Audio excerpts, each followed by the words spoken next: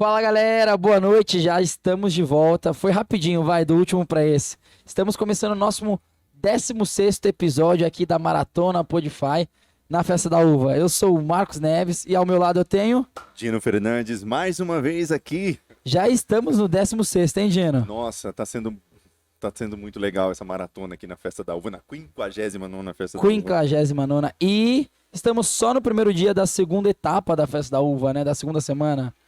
E hoje é uma quinta-feira cristã aqui, né? A festa tá recebendo vários eventos, shows, tudo com essa temática cristã e tal, né? A gente tem a felicidade e o prazer de receber dois convidados muito, muito especiais. Quem são, Dino? Ó, a gente vai conversar aqui com o Ricardo Cristão e nada mais que nada menos o pastor André Fontana, da igreja Iba Viva. Se apresentem, por favor. Vamos começar pelo pastor, André. Se apresenta um pouquinho. Quem é você? Meu nome é André Fontana. Fala um pouquinho mais perto do microfone. Opa, desculpa. Eu sou André Fontana, sou corintiano de nascença. Eu acho que essa é a minha principal virtude. Eu sou palmeirense, hein? Então, ok. Cada um, você precisa dar graça, assim como eu. Mas estou aqui em Vinhedo, morando na cidade. Esse ano faz 21 anos. 21 anos, pastor na Igreja Batista Água Viva, Iba Viva. Fala mais um pouquinho perto do microfone. Aí, tá bom. Então, para mim, é privilégio estar aqui com vocês, porque eu vou compartilhar aquilo que é minha vida, né? Iba Viva é boa parte da minha vida. Legal. 21 anos, então, na Iba Viva? Faz agora, né? No meio do ano. Perfeito. E você, Ricardo? Da onde você fala? Quem é você um pouquinho? Eu sou o Ricardo. Estou aqui tendo o prazer de trabalhar com essa agência maravilhosa, Cabify, né? Me convidaram aqui para ajudar aqui na festa. E caí aqui agora na mesa com a honra de conhecer o pastor aqui da Iba Viva. Ricardo, teu sobrenome é Cristão ou não, é apelido? Porque eu sou cristão e me colocaram aqui com o senhor. Entendi. Que igreja você vai hoje, Ricardo? Bola de Neve. Aqui de Vinhedo. Não, eu sou de Campinas, eu morei um tempo em Vinhedo, fiquei aqui. E depois de 2 anos morando aqui, eu voltei para Campinas agora. Show. Tá? A gente tá lá, por enquanto. Show de bola. Para a gente começar esse bate-papo, André, pessoal, às vezes eu posso falar tio André, porque só faz 18 anos que ele me conhece, me carregou no colo. Meus pais, junto com ele, fundaram basicamente a Iba Viva. Então o André sempre me conheceu muito, faz muitos anos. André, para a gente começar o bate-papo, a gente sabe que pastor é uma profissão, mas não é uma profissão que nem as outras normais. Eu digo normais no ponto de que você é escolhido a dedo. O pessoal usa o termo chamado. Não é simplesmente pelo lado financeiro. Eu acho que pelo lado financeiro com certeza não é, né? Eu acho que ninguém seria o pastor pelo lado financeiro.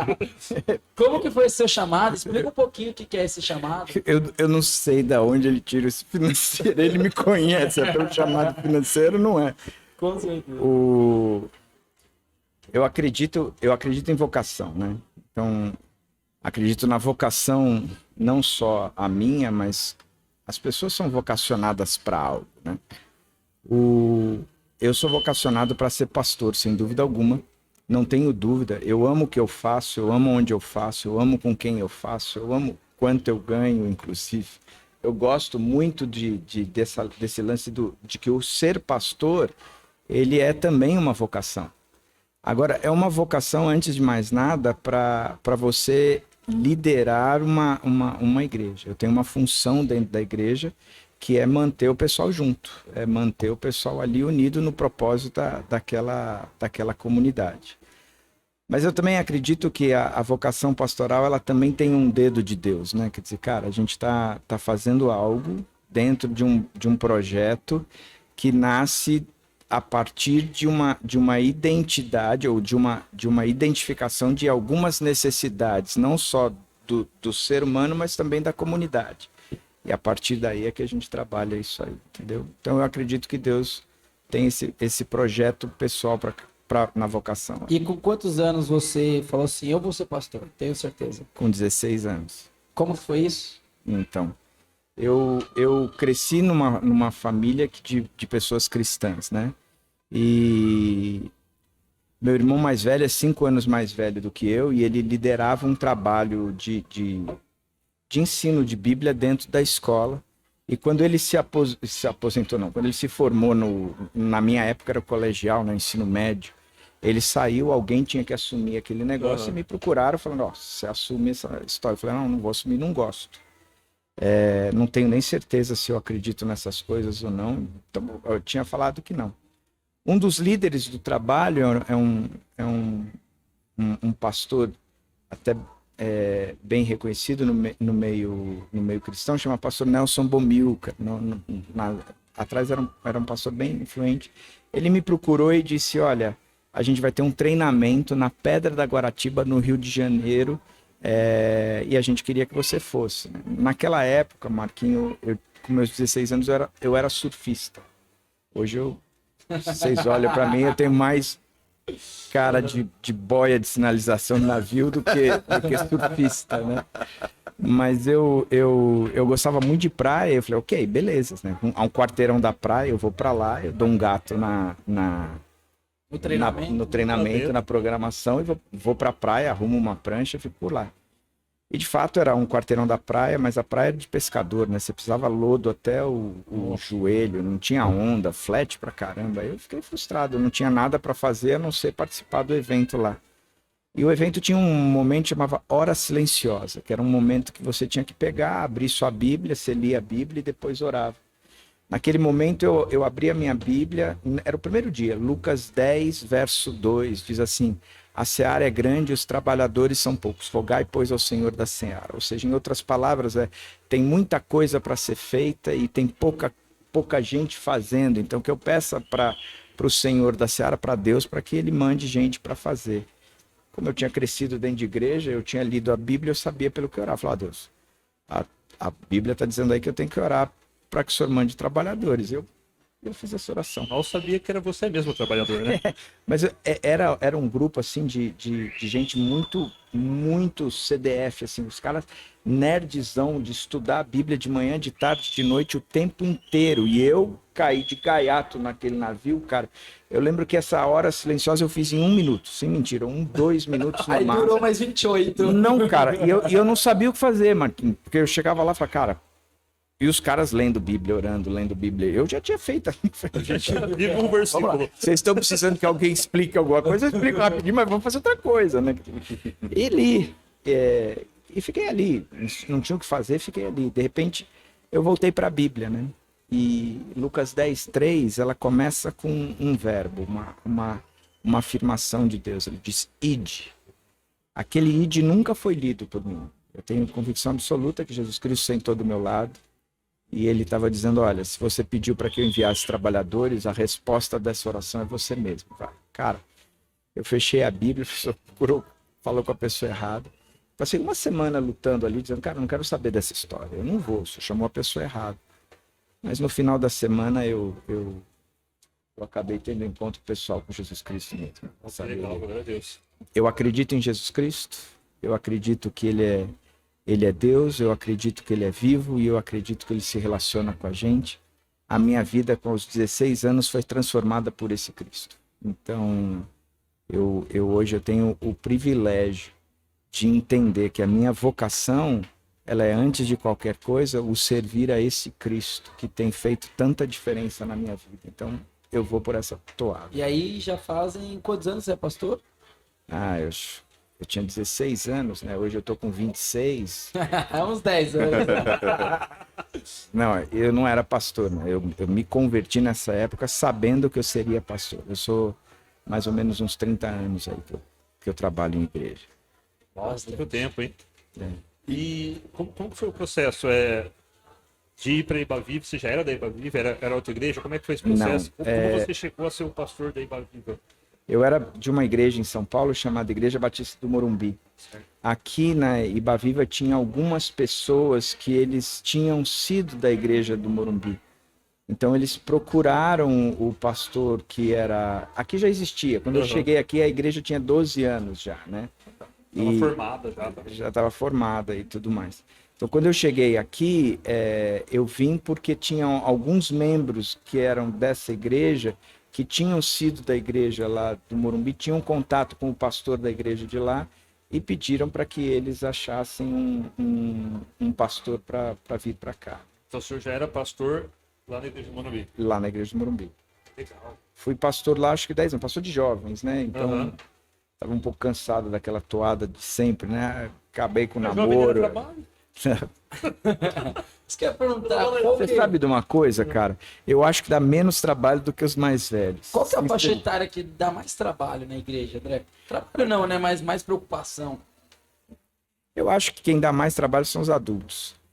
Você que é pastor de jovens, você percebe que a boa parte dos problemas dos jovens, eles são decorrentes dos pais. Então, você vê o pai, ele tumultua muito a vida do filho em alguns sentidos, né? Espiritualmente, bastante. Então, eu lembro, por exemplo, de ser castigo para os filhos. Ó, foi mal na escola, vai estudar a Bíblia com o André uma semana. Entendeu? Quer dizer, e era, eu acho isso... E o pastor André Fontana é pai? Você é pai? Eu sou pai de dois meninos, um de 23 e outro de 21. E uma... Deixa eu contar pra vocês, ao vivo vocês nem sabem. O André, ele é tio do Matheus que trabalha com a gente. Olha, O Matheus Sanino, que tá editando os vídeos, Ricardo. Os filhos dele, com certeza, logicamente, primos do Matheus. pastor, nessa jornada sua, Você pode me chamar de André, não precisa chamar Tá bom. de André, pastor. nessa jornada sua, você como pai, antes de ser pastor, até que momento que o pastor e o pai, o ser humano, são 30 anos? Você falou de ministério? Isso. Nesses 30 anos, você teve dúvida? Tipo, tem algum momento assim que você tá fraco? Porque assim, a gente tem aquelas preocupações de adultos, né? Será que eu vou conseguir alimentar meus filhos? Eu sou pai também de 2 meninos. Será que eu vou conseguir educar? E você é pastor. Deixa eu fazer uma pergunta bem de leigo. Às vezes a gente espera que o pastor sempre ele é o forte, que ele sabe as coisas.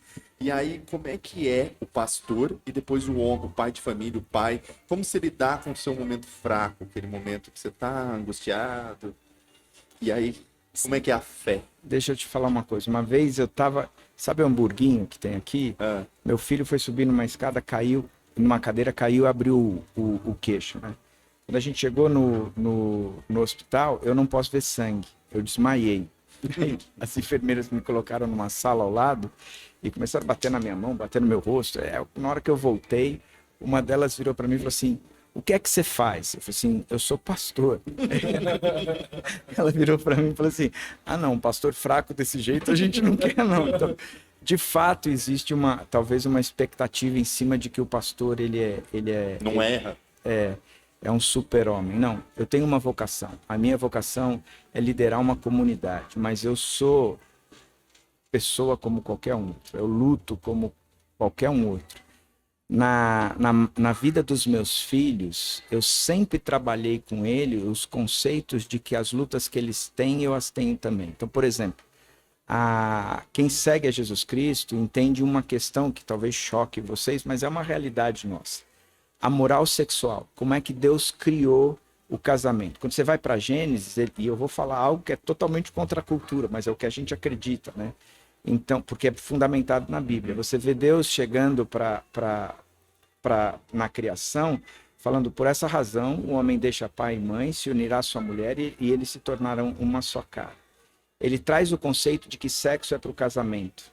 Na verdade, a gente carrega muitas vezes uma ideia dizendo que sexo fora do casamento, sexo antes do casamento é pecado.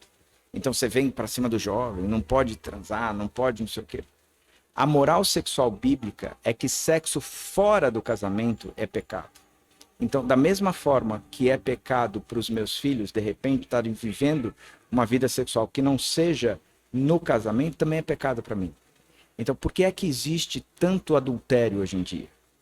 Este é um conceito de que é uma luta. Continua sendo uma luta.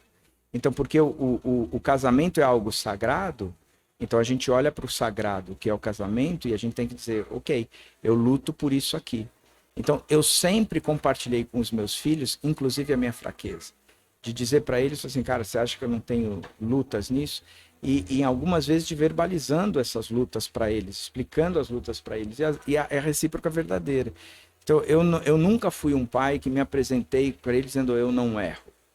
Não, mas eu sempre fui um pai que disse assim: cara, eu estou uma jornada um pouco na frente, se a gente está seguindo a Jesus Cristo, eu já trilhei alguns caminhos, vamos juntos. Na hora que eu errar, eu peço perdão, mas a gente vai caminhando junto nessa história toda. E com os meus filhos tem sido bem legal. As dificuldades que eu tenho, eu partilho com eles. A recíproca tem sido bem verdadeira na nossa jornada. Gostei de um pedaço. Você falou, na hora que eu errar, eu peço perdão. Eu acho que eu sei, como cristão, desde que eu me conheço por gente, cresci na Iba Viva, também tenho um prazer enorme em falar isso, e um orgulho. Eu vejo que o cristão, a maior frase que eu levo em consideração sempre é: o cristão, se ele precisar, ele tem a chance de poder recomeçar todos os dias, por conta da graça. A gente não vai usar isso como desculpa, lógico, né? Mas eu acho isso bem bacana. Se você errar, você pede perdão, reconhece realmente. E como que funciona isso para um pastor, André? Por exemplo, o que o Dino falou, eu concordo com ele, que a gente tem a visão que o pastor é o super-herói. A gente vê, infelizmente, hoje, por conta de alguns pastores pontuais, a imagem da igreja se denegrindo. Pessoas deixando de acreditar na instituição igreja por conta de problemas pontuais aí que a mídia relata. Como que um pastor pode errar, pedir perdão e continuar como pastor? Porque muitas vezes o pastor erra e a igreja vai para baixo. Vai todo mundo. Porque acha que o pastor não pode errar. Mas no final, como você falou, o pastor é um ser humano que nem todos. Talvez você tá ali em um contato diário, mais profundo com Deus. Mas como que lida o erro com o pastor? Eu acho que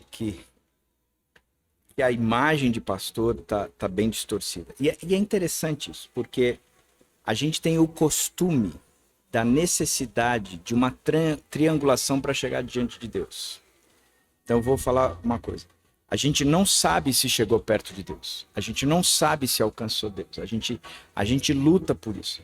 Se eu fizesse a seguinte pergunta para vocês, me expliquem uma coisa. Se vocês chegassem hoje na porta da eternidade, tá? Deus sentado num banquinho, e ele para e vira assim: Ricardo, você vai entrar aqui na minha eternidade, na minha casa, onde você vai passar a eternidade. Por que você vai passar aqui? É interessante como a gente traz sempre para nós o mérito. E a maior parte das respostas são duas. Entre erros e acertos. Eu acertei mais do que errei. Ou eu não sei se sou merecedor de entrar nisso.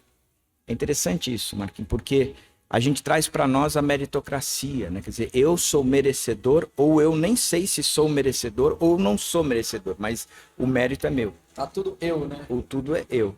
Quando a gente vai para a Bíblia, a gente aprende com Cristo, por isso que eu digo, eu sou cristão, eu sigo Cristo. Significa que o mérito é exclusivamente de Deus. O que isso significa? Deus veio até mim, não fui eu que fui até ele, foi ele que veio até mim. Então, eu não consigo chegar lá, a não ser pelo fato dele ter vindo até aqui. E quando ele diz assim, eu sou o caminho, a verdade e a vida, o que ele está dizendo é, eu fui até você e você jamais conseguiria vir até mim. O problema é que a gente pega tantos pastores, como qualquer outra crença que se fundamenta na meritocracia, ela precisa ter desculpa aqui pelo barulho. Ela precisa ter um ponto que se firme além do meu mérito. Então, por exemplo, os pastores hoje em dia, eles gostam de dizer que eles são a quarta pessoa da Trindade. Deus Pai, Deus Filho, Deus Espírito Santo e o pastor. Então você só vai fazer se o pastor tiver, há uma veneração pelo pastor, como se o pastor não errasse, uma série de outras coisas. E você tem visto esses pastores dizendo, em nome de Deus, eu represento Deus, eu falo em Deus, e sou eu o cara de Deus, ponto. Hoje, você pega o povo que frequenta a igreja, eles fazem essa triangulação. Eu preciso da aprovação desse pastor, eu preciso da aceitação desse pastor, eu preciso da... Algumas outras religiões, elas também fazem triangulação. Por exemplo, a necessidade de que um espírito me explique o que está do outro lado. E ele traga essa afirmação. A necessidade, por exemplo, de que Maria interceda por mim, porque eu não sei. E a intercessão não deixa de ser de uma terceira pessoa. E aqui eu não estou criticando a religião, o que eu estou dizendo é, existe mesmo no meio do cristianismo uma postura de que aquela pessoa, ela está mais perto de Deus, portanto eu preciso dessa triangulação para chegar lá. Isso é falho, porque Jesus diz, não é por você, sou eu. Eu que vim, né? Eu que vim. O que isso significa quando você me pergunta, e você, pastor? Cara, Jesus veio, Ele me aproxima de Deus. Ele é, na verdade, é o próprio Deus encarnado. Quando você lê a Bíblia, é o próprio Deus encarnado. Significa que daqui para frente eu só preciso segui-lo. E esse segui-lo é uma jornada. Então eu não chego hoje e recebo um pacote dizendo, pronto, agora eu sou uma nova criatura e eu sou perfeitamente íntegro. Não, eu estou numa jornada. Tem horas que eu acerto, tem horas que eu erro, mas eu estou numa crescente. Por quê? Porque eu não preciso de um intermediário. Eu tenho uma relação direta com esse Jesus Cristo e ele me transforma. E é isso que eu acho legal. A transformação é do próprio Cristo, não é minha. É ele que promove isso. Só basta acompanhá-lo. André, Diga. assim, ó, tô aqui tentando formular a minha pergunta. É o seguinte, eu como leigo, eu imagino assim, você como pastor, a fé é uma experiência, me corrige, que eu acredito que ela não está ligada a uma religião específica. A pessoa pode ter fé e não ser religiosa. No seu trabalho, no seu ministério, como que é você, às vezes, trabalhar a sua comunidade? Eu tenho aqui paradigmas e dogmas religiosos, né? Eu não sei como que é a Ibaviba, mas você tem lá uma doutrina, você tem os dogmas, os paradigmas, e quando às vezes o fiel, ele está mais preso aos dogmas e paradigmas, e às vezes se perdendo um pouco da fé ou do caminho. Como é que você separa isso? Porque hoje em dia as religiões ela tem muita política no meio, né? Tá atrelado, muita política. Como é que você, como líder, encaminha isso? Esses dogmas, paradigmas e fé, por exemplo. Então, a gente está trabalhando religião, na tua pergunta, como se religião fosse o cumprir as regras. Entendeu? Ok, tem essa regra, tem essa regra, tem essa regra, tem essa regra. Eu volto a falar da questão da teologia da criação da moral sexual, certo? Então você fala assim, André, você está dizendo que na moral sexual o casamento ele é sagrado e qualquer coisa fora do casamento ele é errado. Não, não é isso que eu estou falando. O que eu estou falando para você é, eu não vou cumprir aquela regra por causa da regra. Como se a fé fosse o cumprir a regra. A fé, ela é a partir daquele que falou. E aquele que falou, eu acredito nele. Então, a partir daquilo que ele falou, todas as propostas deles eu sigo. Então, eu não tenho uma fé para viver um casamento santo. Eu tenho uma fé para entender que Deus existe e ele é capaz de promover até a santidade no meu casamento. Portanto, eu sigo, eu obedeço o que ele está fazendo. Entendeu? Por isso que quando a gente está falando de um Deus que veio ao nosso encontro, é diferente da gente querer chegar ao encontro dele pelo cumprimento dessas regras. Não vai, cara, você não vai. Mesmo as regras que você lê a Bíblia e diz, aqui está cheio de regra. Cara, as regras não é o que importa. O que importa é quem falou. Então, eu creio em quem falou. A minha relação é com quem falou. Não é com A as regras, partir daí, eu vivo disso. Entendeu? Perfeito. É exatamente isso que eu ia entender, que não é um cumprimento de regras, um cumprimento de direcionamentos. A gente só vai conseguir ter um relacionamento com Deus através da misericórdia dele. Eu atrapalho com isso. Mas através da misericórdia de Jesus na nossa vida. É a única maneira da gente conseguir um relacionamento com ele. A gente vê o pastor como um super-homem, né? Como aquele cara que não vai errar, aquele cara que qualquer problema que eu tomar ele vai resolver. E a gente até acaba criando um ídolo do pastor, ou criando uma conexão. Vou falar com o pastor, que aí falando com o pastor, eu vou conhecer mais a Deus. Não, é através do seu relacionamento da misericórdia de Deus na sua vida. E eu queria fazer uma pergunta para o pastor também. Você vai me chamar de pastor, é isso mesmo? Tá difícil. Você tá me colocando como a quarta pessoa. É Eu tô verdade. pedindo, você não precisa. Não precisa. Eu sou o Eu não André. tenho isso. É a formalidade. Mas, a gente até estranho falar pré-pandemia, né? Como se fizesse muito tempo que a pandemia aconteceu, né? A gente passou por uma pandemia mundial, onde tudo mudou, né? Vieram problemas de depressão, de ansiedade, a sociedade mudou muito, a questão psicológica. Como que o senhor, como pastor, assim como você, Boa, obrigado. como você lidou com isso no seu pastoreio? dentro da sua igreja? Como foi fechar as portas, de repente não poder estar ali tendo o seu culto todo domingo, não poder estar vendo as pessoas pessoalmente? Como isso mudou a teologia ou como isso mudou a sua forma de pastorear? Então, deixa eu esclarecer uma coisa. A teologia não muda. A teologia é estudo a respeito de Deus. Deus não muda, então não tem como mudar a teologia. Deus continua sendo soberano, ele é o criador de todas as coisas e isso é teologia. É o Deus que veio até nós, Deus que invadiu a nossa praia e assim por diante. Isso é teologia. Isso aqui não muda, isso é um absoluto. A questão é como eu aplico esse absoluto às realidades que nós estamos vivendo agora. A pandemia foi um sofrimento mundial, sem dúvida nenhuma. Mas se a gente vai para alguns outros cantos do nosso planeta, a gente vai vendo que mesmo depois da pandemia ou antes da pandemia, existiam sofrimentos muito maiores do que o que a gente passou pela pandemia. Sim. Entendeu? Então, como é que a gente pega esse absoluto que é Deus e aplica à nossa realidade? Isso sem dúvida nenhuma.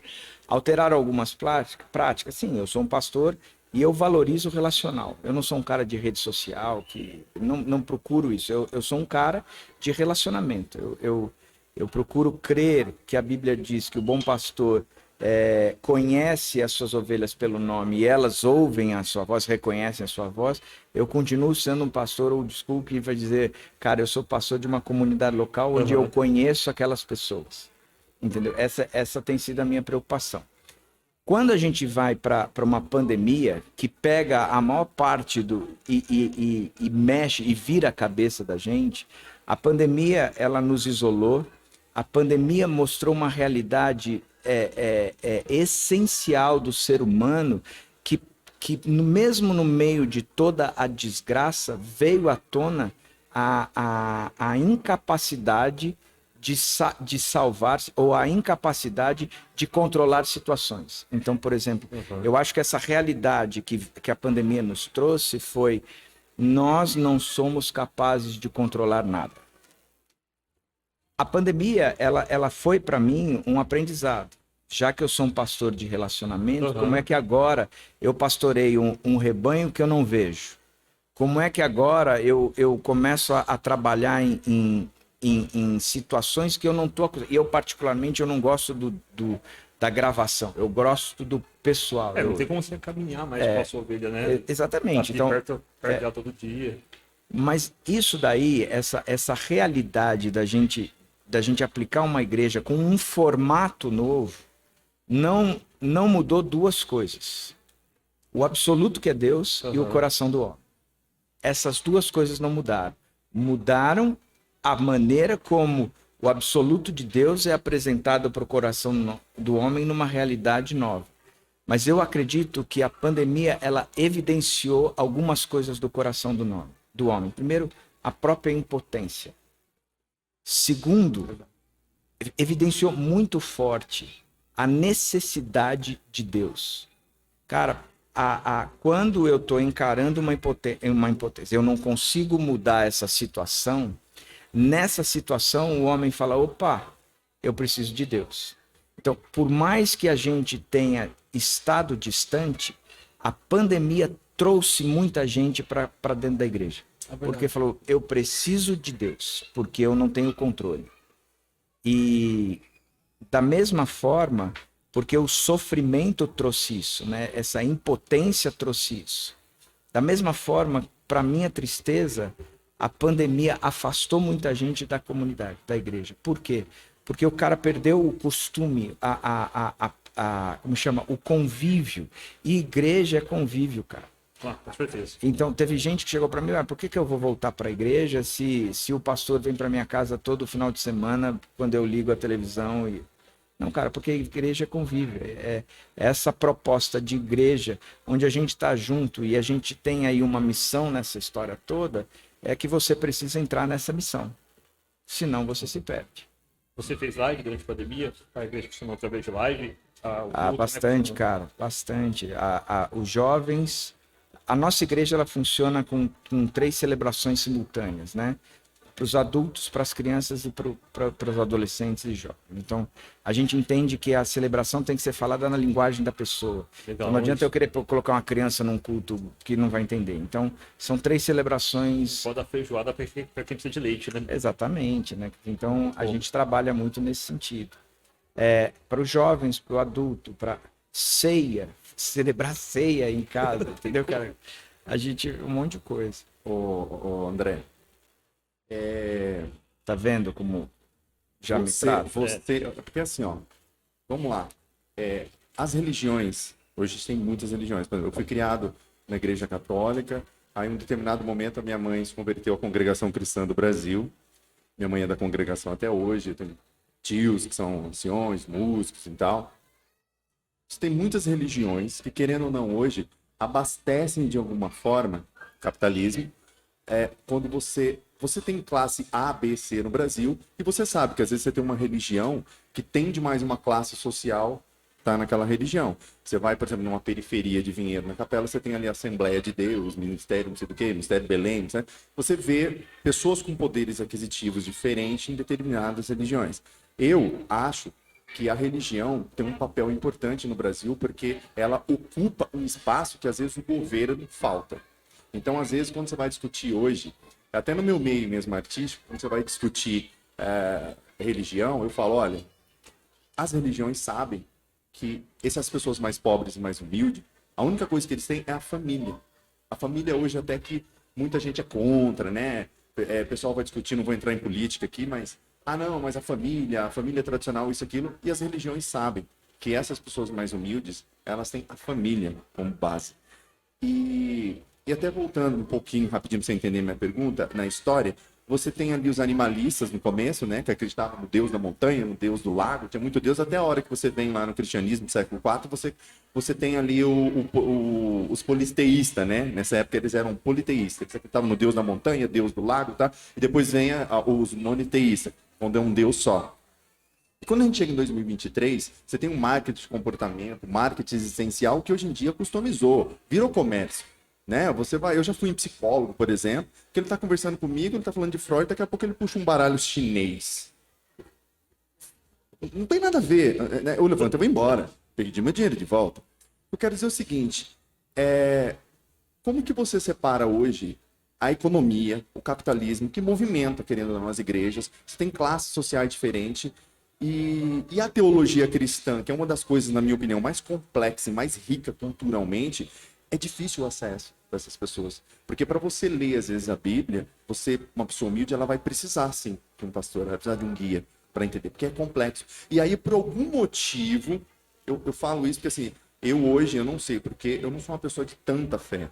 E eu admiro as pessoas de fé. Minha mãe tem certeza naquilo. Eu falo, meu Deus, será que um dia eu vou ter essa certeza? Será que um dia eu vou ter a sua fé? Eu não sou um homem de fé, essa fé que eu vejo que as pessoas têm. Mas eu não sou um ateu todinho, sabe? Eu não gosto, por exemplo, eu não quero convencer, eu quero mais que você me convença, entendeu? Porque eu torço para que tudo isso exista, porque é mais confortável. Mas a minha pergunta você acha que às vezes a pessoa perde a fé por algum motivo em Deus e começa a acreditar em besteira? Tipo assim, lei do retorno, o universo, lei da atração, que não sei o quê, horóscopo chinês, aí não sei o horóscopo cubano, aí não sei o quê. Você acha que às vezes é o acesso que é difícil para essas pessoas? E depende muito dessa parte. Que hora que o capitalismo, a economia atrapalha? Deixa eu te falar uma coisa, cara. Eu tinha 16 anos de idade, eu abri a Bíblia, e a Bíblia ela foi viva e eficaz comigo. Eu percebi Jesus sentado do meu lado, e por intermédio da Bíblia eu conheci esse Jesus. Eu tinha 16 anos. Eu sou um cara que tem TDAH. Eu nunca passei direto na vida. Eu só passei a vida inteira por conselho de classe. Leitura de texto, interpretação, nunca foi o meu forte. Naquele dia, Jesus sentou do meu lado e eu entendi quem ele é. Eu tenho um amigo chamado Carlão, trabalha na igreja. O Carlão vivia debaixo de uma mesa de sinuca, deitava no travesseiro numa garrafa PET cheia de álcool. Um dia, um amigo nosso chegou para o Carlão e falou, você quer sair dessa vida? O Carlão falou, sim, eu quero sair. E o Carlão saiu. A gente internou o Carlão, colocou ele numa casa de recuperação. Ele pegou uma Bíblia e falou assim, eu não entendo nada do que está escrito nessa Bíblia. E aí ele fez a seguinte oração: Deus, eu não entendo isso aqui. Se é para eu continuar sem entender, eu queria voltar para minha outra vida, porque pelo menos lá eu sei o que está acontecendo, eu entendo aquela vida. E ele disse que num despertar de como as escamas caíram da vida, ele começou a ler a Bíblia e ele entendeu a Bíblia. Então eu não estou falando de religião, cara. Eu estou falando de que a fé é numa pessoa, Deus, Jesus Cristo. Eu estou falando que ele é vivo, ele pega essa palavra dele e faz você entender porque ele senta do seu lado. Você começa a olhar aquilo e fala, cara, faz sentido esse negócio. Esse negócio é para mim, eu quero experimentar isso, não por causa disso, mas por quem aqui está conversando comigo. Essa é a grande diferença, cara. Então, você está propondo uma religião, você está falando de capitalismo, você está falando de família, você está falando... Tudo isso a Bíblia trabalha, porque, por exemplo, o capitalismo... Por mais que a gente trabalhe, e aqui a gente tem dividido muito entre... A política, para mim, foi dos maiores divisores de água. Ele dividiu as igrejas. E eu tenho a opinião de que esses pastores que o Marquinhos citou, esses caras fomentaram no meio da igreja essa divisão toda. Foi mais difícil enfrentar esse período de politização do que a pandemia. A pandemia estava todo mundo junto, cara. Era um inimigo comum, quer dizer, houve um desgaste emocional no final, estávamos todos cansados, mas a política não, a política dividiu, pai botando o filho para fora de casa, é um absurdo, para mim foi um absurdo. Ok, eu acho que tem tudo isso aí, a gente pode trabalhar o que é o socialismo, o que é o capitalismo, porque a Bíblia não fala nem da esquerda nem da direita, Jesus é maior do que isso, cara. É a teologia, não é ideologia. A ideologia continua sendo a resposta do homem para um caos que o homem enxerga esses caos e a solução. Então eu crio essa ideologia, mas baseada na opinião humana, na situação humana, no próprio humanismo. E a gente acredita na teologia. A solução é Jesus Cristo. A solução não são ideologias, é uma pessoa.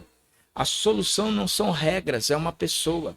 A solução continua aquele que diz, eu amo tanto você, que eu desci de onde eu estava para vir me relacionar com você, porque eu tenho certeza que você nunca conseguiria chegar lá. Então eu pago o preço de estar aqui com você. É isso que eu acredito. Entendeu? Então eu não creio de que uma pessoa, quando abre a Bíblia e fala, cara, eu vou ler esse negócio, que Jesus não trabalhe no coração dela de tal forma, e fala assim, essa é a minha palavra, eu vou explicar para você. E ele explica. Porque a gente não está falando de um livro, mas a gente está falando de uma pessoa. Que a fé não é aquilo que se crê, mas é quem fala. É quem fala, entendeu? Um ponto que eu vejo muito e ouço, principalmente pós-pandemia, que é o que você falou, que as pessoas perderam o costume de, aos domingos, às quartas-feiras, ir na comunidade para buscar mais a Deus, para estar em comunhão. Eu vejo que muita gente fala, poxa, eu posso ser cristão ou qualquer outra religião, mas falando do cristianismo, eu posso ser cristão sem ir na igreja. Eu posso ser cristão assistindo o culto de casa, eu posso ser cristão lendo a Bíblia, eu posso ser cristão orando. Eu desacredito na instituição igreja, mas eu acredito em Cristo. Não dá para. Como que você acha essa relação? A pessoa que é cristã, mas não quer ir na igreja. Não dá. Isso, a pessoa que é cristã de fato, ela vive em comunidade. Sabe por quê? Porque o próprio Jesus Cristo ensinou: você vai amar Deus sobre todas as coisas e o teu próximo como a ti mesmo. A gente tem uma compreensão de que sempre que a Bíblia trabalha o conceito de próximo, é aquele que a gente vai cuidar, de que a gente vai passar. Não. A Bíblia trabalha o conceito de próximo, tem muito a ver com aquele que declara a mesma fé, aquele que conhece o mesmo Jesus. Porque você vai trabalhar em princípios bíblicos sobre mutualidade. Você tem que edificar uns aos outros, amar uns aos outros, cuidar uns dos outros, suportar as cargas uns dos outros, confessar os pecados uns aos outros. Você não consegue fazer isso fora da comunidade. Segunda coisa, a nossa igreja você conhece. A Ibaviva, ela não se forma como igreja. A visão da Ibaviva não é uma igreja. A visão da Ibaviva é uma cidade. A igreja é o meio. A gente diz o seguinte: o que nós acreditamos, onde a gente quer chegar, uma cidade transformada por meio de uma igreja acolhedora que promova cura social e renovação cultural por meio de verdadeiros ou de autênticos discípulos de Cristo transformados pelo ensino bíblico. Ou seja, a gente vem de trás para frente, a Bíblia transforma o indivíduo em verdadeiro discípulo de Cristo. Olha como uma coisa diferente. É aquele que segue a Cristo. E ele aprende isso por intermédio da Bíblia. O que segue a Cristo, o que vai fazer? Vai formar uma igrejinha, 4 paredes, com telão, som, com não sei o que você vai lá no final de semana. Não, cara. A gente é uma comunidade. Essa comunidade conhecida por Cristo, nós seremos conhecidos porque nós nos amamos uns aos outros, porque nós suportamos uns aos outros, porque nós caminhamos uns com os outros, porque nós edificamos uns aos outros, porque nós carregamos as cargas uns dos outros. E por que a gente faz isso? Porque a gente quer renovar a cultura e a gente quer curar as injustiças sociais. E o resultado de tudo isso não é uma igreja bacana, mas é uma cidade transformada. A igreja é só o meio para uma cidade transformada. A igreja é o caminho para esse lugar, é para a restauração da comunidade, e não uma igreja. Então, quando a gente fala de cura social, aonde existem as injustiças sociais? Eu lembro de que a Arca, onde a sua mãe trabalhou, eu sentei com a secretária de Ação Social na época e perguntei para ela quais são os problemas da cidade que a nossa igreja pode resolver. Poxa vida, isso é igreja. A igreja não é o domingo. A igreja é o que a gente faz ali, ó. A renovação cultural é como você, Marquinho, que vive a Cristo, pode trabalhar na Brify de forma a espelhar Jesus Cristo. Como é que você pode renovar a cultura de uma sociedade capitalista que pensa em dinheiro, dinheiro, dinheiro, como se o dinheiro fosse um problema para nós? Não, o dinheiro nunca foi problema dentro da igreja. Nunca foi. Nunca será. Quem conhece a Ibaviva sabe que a gente não passa sacolinha, a gente não faz apelo, a gente não faz nada disso. A Ibaviva não trabalha com apelo financeiro. Deus é que paga a conta. Sempre pagou. Você vai lá, você não vai ver a gente falar nunca. Nunca. Isso Nunca é um de dinheiro. diferencial da Ibaviva. Eles nunca dizem. Lá vocês não fazem a integração do dízimo, por exemplo? Não. O dízimo Dízimos e ofertas, né? O dízimo é uma tributação do Velho Testamento. Uhum. O Novo Testamento ele fala de oferta. A gente não fala de oferta. A gente fala de uma gestão financeira correta. Uhum. Sabe por quê? Quando você cita o capitalismo, por que é que a gente está num mundo, num país, onde há tanta gente endividada? O problema não é você vai dar o dízimo e esse problema será resolvido. Não, cara. Você precisa aprender a gerir suas finanças. E a gerir suas finanças é, cara, ter um planejamento, saber quanto é que você ganha honestamente. E é isso que a gente trabalha. Agora, isso é uma renovação cultural. Que a gente pega a Bíblia e ensina isso na Bíblia. Eu não preciso passar sacolinha, porque Deus paga a conta. E sempre pagou, cara, sem a gente nunca fazer apelo. Então, é renovação cultural.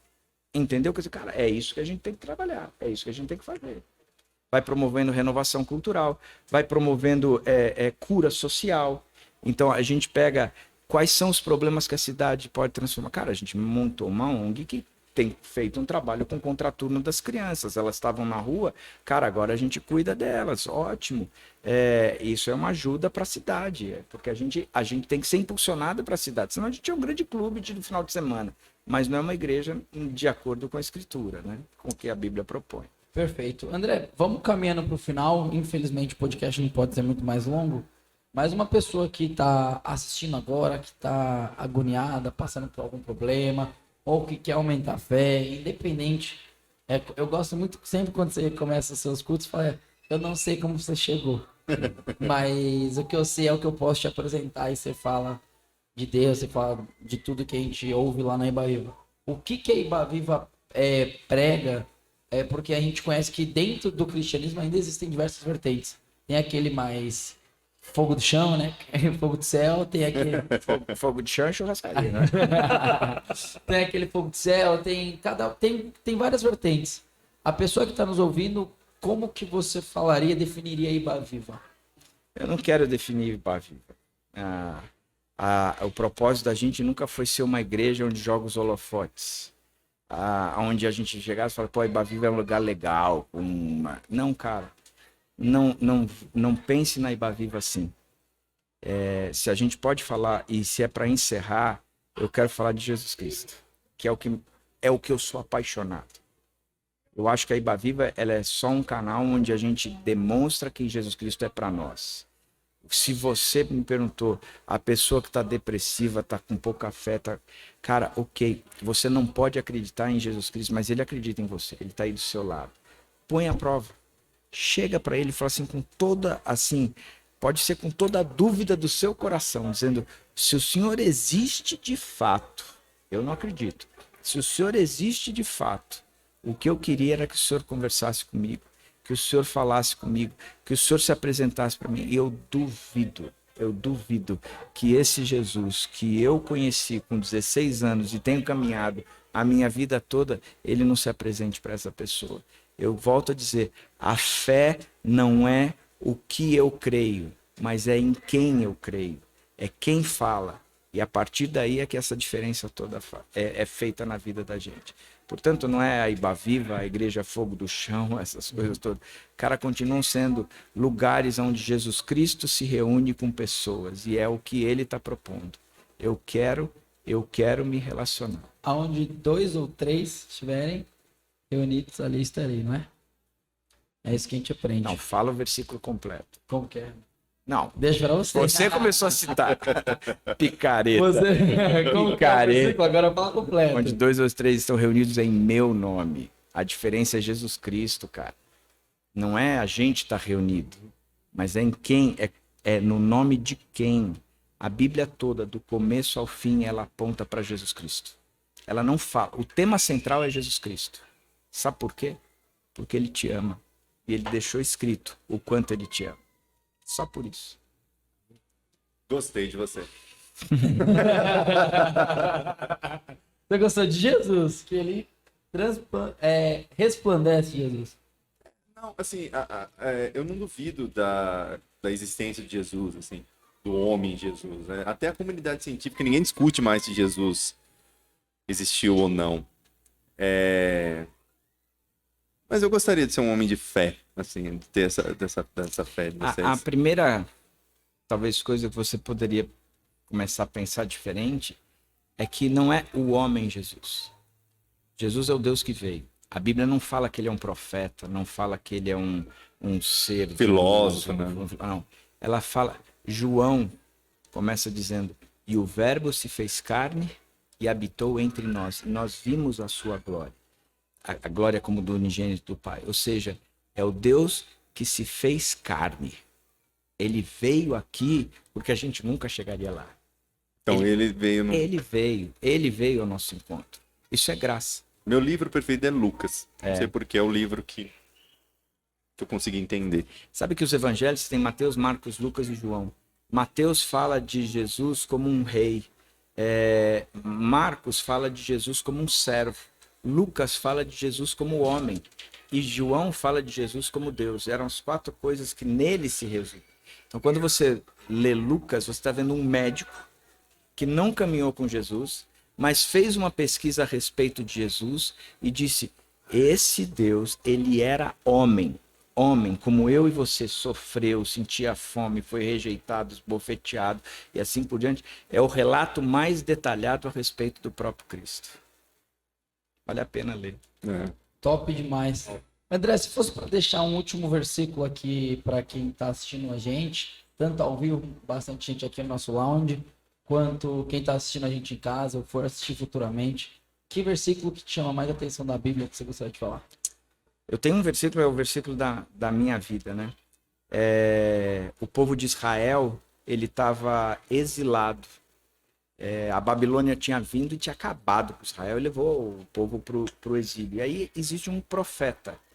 2 personagens no Velho Testamento, de forma bem rápida. O sacerdote, ele trazia o povo para perto de Deus. Quando o sacerdote falhava, surgia um homem chamado profeta, ou uma mulher.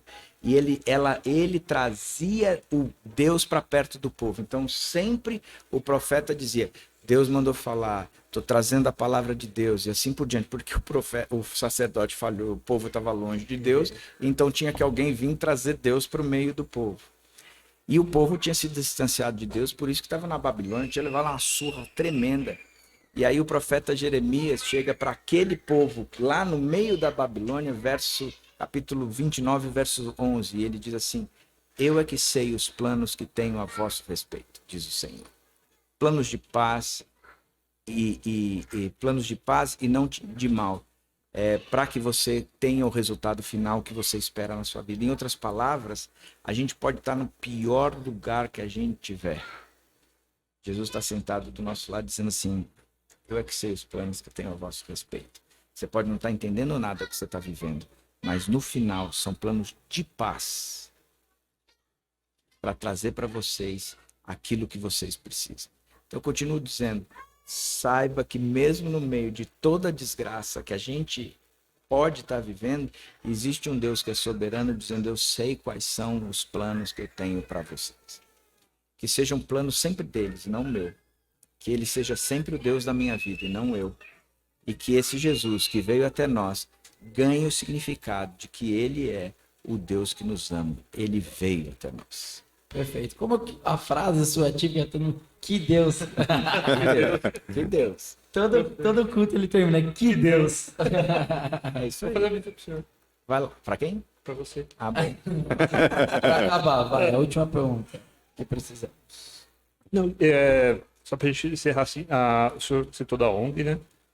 Tem mais algum projeto que a igreja leva para fora das quatro paredes ali? A gente tem um Aqui trabalho, a gente tem um pastor que é voltado para missão em cidade. O cara, ele só vive para entender quais são os problemas da cidade e a gente tem trabalhado. Por exemplo, Legal. a gente tem um trabalho chamado 412. A gente entende que a gente tem que fortalecer a fé dos nossos jovens. A gente traz os jovens para dentro da igreja, sim, mas a gente também leva os jovens para onde eles estão. Então a gente tem fortalecido esses jovens na própria escola. Então, aonde eles estão sendo massacrados por um monte de coisas contrárias à fé, Ainda mais a hoje gente em tem dia. trabalhado esse contrário dentro das próprias escolas. A gente treina os jovens e eles estão indo para as escolas, cara, e tem professor sentando com um adolescentezinho pedindo oração e uma série de coisas, porque legal. isso é bacana. Então a gente tem, Que bacana. não é a igreja, Uhum. a igreja é o meio, é uma cidade transformada. Entendeu? Essa que é a Nossa, ideia. muito legal. Perfeito, Muito gente. bom. A gente precisa se despedir. Ricardo, dê suas últimas palavras, querido. Gostaria de agradecer, né, a oportunidade de estar aqui, de conhecer o André. Não vou chamar ele de pastor, só de André. Foi uma honra participar aqui com vocês. Muito obrigado pela oportunidade. Gente que agradece, pô. Tá aqui com a gente, né? Trabalhando E amanhã eu estarei aqui na mesa do corte. Ó, continuando. eu entendi que éramos nós dois. Agora as perguntas só foram para mim. Você fugiu. Amarelou nessa história. Eu estou aqui a trabalho. Você amarelou. Por isso nessa mantenha a história. Me formalidade. deixou só, cara. Mas bom, tio André. Tio André. Eu mantenho a formalidade sem ficar na bola. Bom, mas André, a gente queria agradecer em nome da Amplify o seu trabalho, como você transmite a sua fé e principalmente a Igreja Batista Água Viva, a diferença que ela faz na nossa cidade, a ONG, a ACA que eu conheço tão de perto, né? E é um prazer enorme pela Amplify e meu ainda, maior ainda de você ter aceitado esse convite. Obrigado, ele caminha. Você comigo sabe aí. que eu aceitei por sua causa, né? Eu amo você, não tem. Obrigado. Obrigado.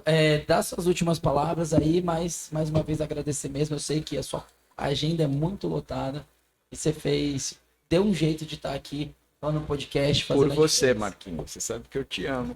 Também te amo muito. Obrigado. Cara, as minhas legal. últimas palavras vai Corinthians. Sensacional. Que é o que eu sou apaixonado. Gente, Muito bom. amanhã tem muito mais podcast pra vocês na nossa maratona Podify da Festa da Uva, né, Dino? Opa, amanhã promete, hein? Amanhã, sexta, sábado, domingo vai ser muito intenso. Não perca. Valeu, gente. Muito obrigado. Vamos nessa. Valeu!